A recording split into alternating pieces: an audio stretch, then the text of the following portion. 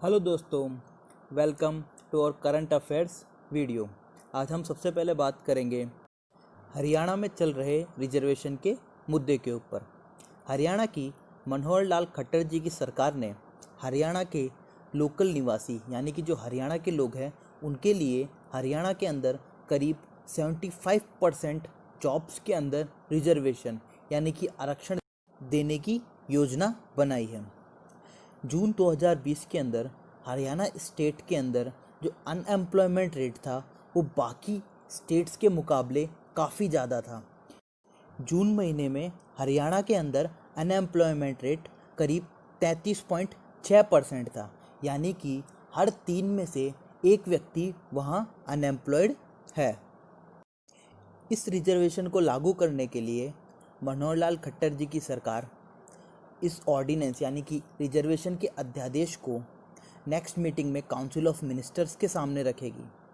दोस्तों, इस बात पे ध्यान दिया जाए, जब स्टेट के अंदर सदन नहीं चल रहा होता है तो उस समय ऑर्डिनेंस या अध्यादेश डायरेक्ट गवर्नर के सिग्नेचर के बाद पास कराया जा सकता है, जिसको सदन शुरू होने के 6 हफ्तों के अंदर सदन के अंदर पास कराना होता है, अन्यथा उसकी वैलिडिटी ख़त्म हो जाती है। इस ऑर्डिनेंस को सबसे पहले काउंसिल ऑफ मिनिस्टर्स के सामने रखा जाएगा। उनका एसेंट मिलने के बाद इसे गवर्नर ऑफ हरियाणा के पास रखा जाएगा और यह ऑर्डिनेंस गवर्नर ऑफ हरियाणा के बाद अपने देश के राष्ट्रपति के पास जाएगा और उनके साइन होने के बाद ही यह अध्यादेश राज्य में लागू हो पाएगा।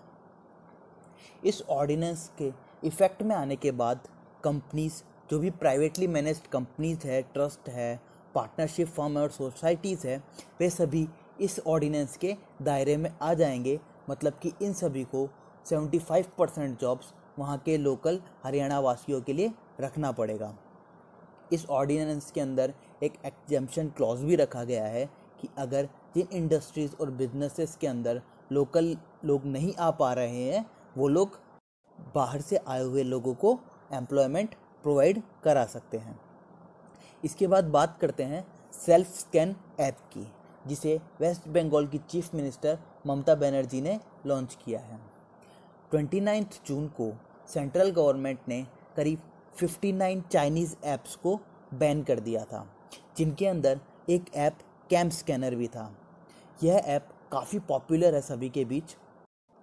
इस ऐप से मोबाइल के द्वारा डॉक्यूमेंट्स वगैरह को स्कैन कर लिया जाता था और स्कैन करने के बाद बाकी यूजेस में उन डॉक्यूमेंट्स को लिया जाता था। बट चाइनीज़ ऐप के बैन होने के बाद यह कैम स्कैनर ऐप भी बंद हो गया था और इस ऐप का as a option app self scan app को ममता बनर्जी जी ने लॉन्च किया है। आगे बढ़ते हैं दोस्तों। भारत हैवी इलेक्ट्रिकल्स लिमिटेड ने इंडियन रेलवेज़ के लिए एक सोलर पावर प्लांट तैयार किया है, जिसकी कैपेसिटी करीब 1.7 मेगावाट की है और इसे मध्य प्रदेश के बीना डिस्ट्रिक्ट में तैयार किया गया है। इस सोलर पावर प्रोजेक्ट को 6 जुलाई 2020 को कंप्लीट कर लिया गया था।